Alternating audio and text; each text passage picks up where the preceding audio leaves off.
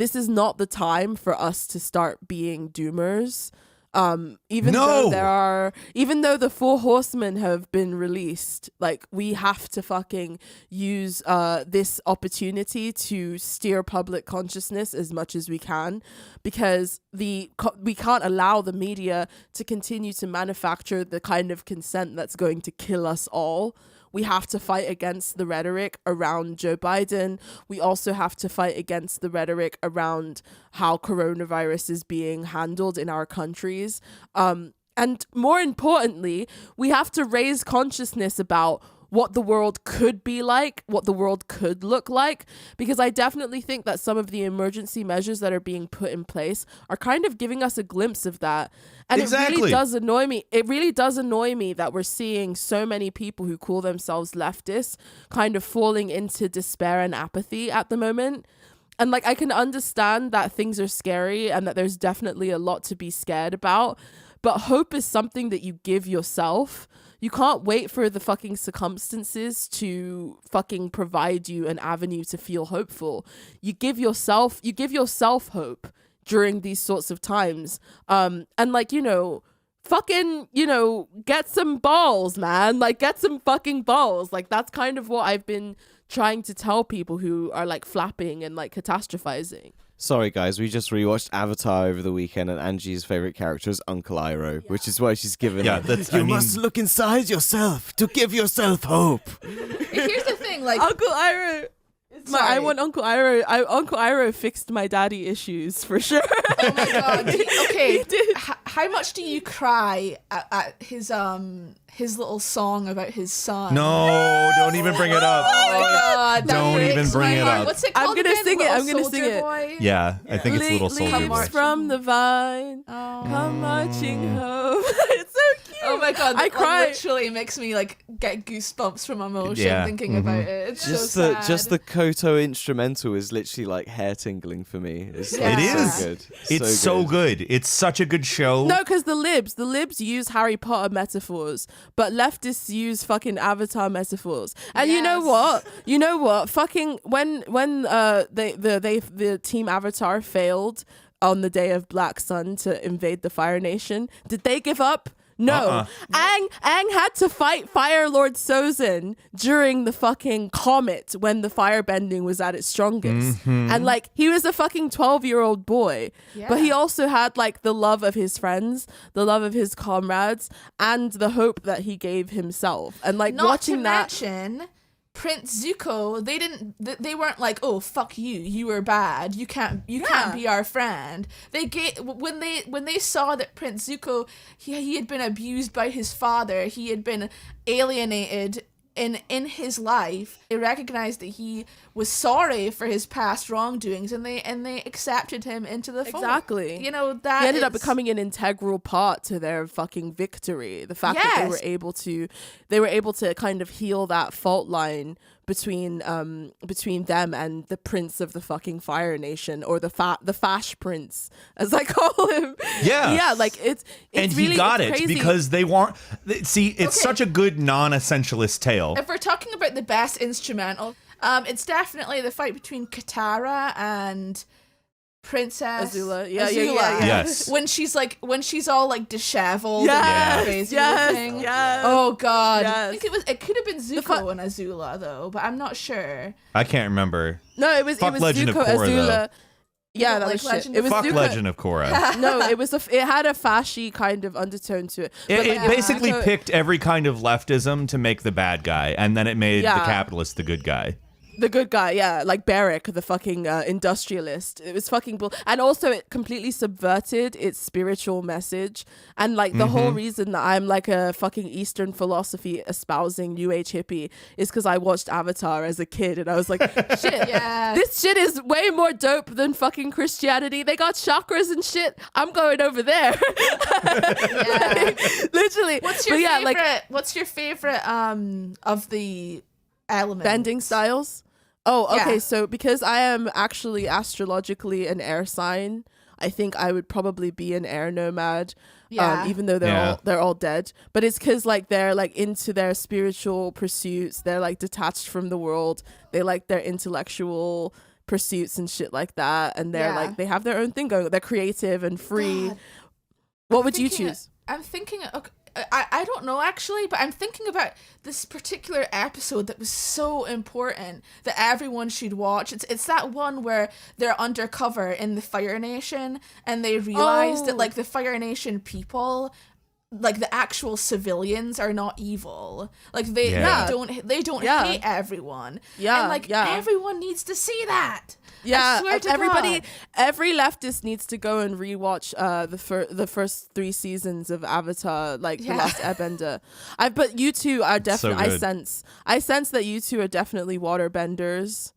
Yeah, Yeah, And- they- I'm a water sign. Isn't Cancer? I think we're both Cancer, water yeah, signs, Cancer is yeah. a water sign. Yeah, Yeah. you're both Yeah. water benders. Jake I is think a that's fire pretty bender. true, actually. Yeah. No, I'm an earthbender, I feel like. I'm a fire sign in my astrological chart, but I'm definitely an earthbender if And I was going to fucking- exist in that universe. Toph Beifong, she didn't sit around So whining. badass. Yeah. She's She is so the badass. best. The best She's so character. cool. She's Yes. blind. She's blind, but like her number one, she also has a sense of humor about her. She makes so many. She makes a sense of humor about her blindness, and she refuses to be victimized or looked down upon by those around her because she's actually like the most powerful earthbender, rivaling King Boomy that has like ever walked on the planet. Like Yeah. she invented fucking metal bending, and her blindness also makes her like stronger because like she can feel the vibrations of the earth better than like other. I'm getting It's such so a badass. excited, just- Yeah, I know. Like, there's Such no a reason badass- even like. I remembered. You bringing up the metal bending episode literally made me remember the episode where she invents metal bending and how like fucking like it just makes you so like excited. like, yeah! inside. You're like, Literally, it's the episode where Aang is learning to unlock his chakras in order to Yeah. get full control over the Avatar state, and it was just so seamlessly written, and the way that the scenes flowed within each other because there were like 3 different plots going on at the same time, and I don't know, it's such a well written show, and it's interesting because we all grew up watching this stuff. We grew up seeing the hero's journey unfold in so many of the different media that we love, whether that be Lord of the Rings or Star Wars or whatever, and seeing, these characters overcome adversity through hope and solidarity and friendship. But I'm noticing this pattern, especially within our generation, that whenever things don't go our way or whenever things aren't looking good, everyone immediately sort of falls into this apathy and sadness and doomerism, as they call it. And I don't know where this comes from. Like I use fiction to inspire myself when I'm feeling down. But for some, it's like there's this like thick air of sadness that just, it doesn't seem as if any form of hope can permeate it. And that's not useful. Well, it's like you were saying, the kind of things that you want to see in the world is that international communism of countries working together, like overcoming these issues that humanity faces, like pandemics, like climate change, all these things that are so macro and out of everyone's control. it's the point that it makes them freak out or feel depressed or feel the need to only eat mushrooms. Like, I think that's where it comes from. And so it's not that, oh, don't be a doomer. Like, you guys, there's valid reason to kind of be a bit freaked out, man. There's a lot of fucking stuff going on right now. But at the same time, it should be because we're like trying to vouch for a better world and try and change the shit in the next, few years, whilst we've still got that very slim chance that we cannot all die. I think the whole doomer thing it's just like people being emotionally exhausted from fighting, and like people, they put their confidence into something. Like the Bernie campaign, it seemed like it was going to be a wash, like he was doing so well, and then the second it stumbles, people, they get so tired because they've fought so hard, they've phone banked, they've done whatever, and they didn't see the fruits of their labor. And they're just sick of it right now, and they just want it. They want change. Yeah, it's like if you're trying to lose weight and you feel like you've done really well with your eating, and you weigh yourself and you're up like a pound, you're like, oh fuck it, I don't want to do this anymore. It's kind of like that. Like when you put in the effort and you don't see the results, it's really hurtful. But what people need to do when they see their fellow leftists falling into the doomer stuff. It should just be like, keep fighting. We need to continue to do everything we Here's can. the thing. There's that quote that Martin Luther King said that I just wanted to say quickly, which is like, and obviously this is the civil rights movement we're talking about, and there are so many setbacks. Like in the history books, we mostly only see the victories, but when you actually kind of study up the civil rights movement, there were so many setbacks and failures and cock-ups and many different sad moments, like the church bombings, all kinds of different things that made people sort of lose hope. But basically, he said this thing about how in order to stay sane as somebody who wants political change, you need to be able to accept momentary disappointment while also holding fast to the possibility of like eternal hope. And that's kind of how I see it. Like, we have to learn how to deal with disappointment better in that regard. So I guess I'm bringing Emperor energy into the equation here.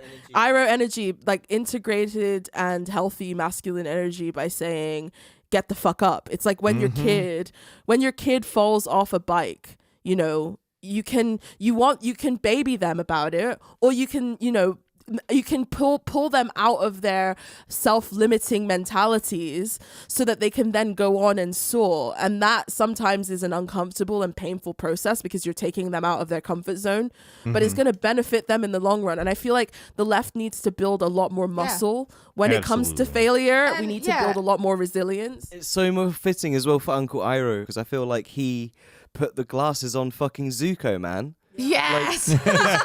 It's true. Literally, literally Zuko is everybody. Like, we're destined to live in capitalism and fucking have this world and like basically end up in Blade Runner. And like Uncle Iroh is like, no, you can form your own destiny. Yeah. You can do whatever you want. It doesn't have to be this way. Yeah. And like he literally puts the glasses on Zuko, and I feel like that's the Uncle Iroh energy is what humanity needs big time. Yeah, that integrated daddy energy for sure. We need that instead of Trump, and for sure. I was gonna say that, like, literally pain hurts more when you focus on it, and I think people need to stop focusing on what is hurting and start to try and move forward.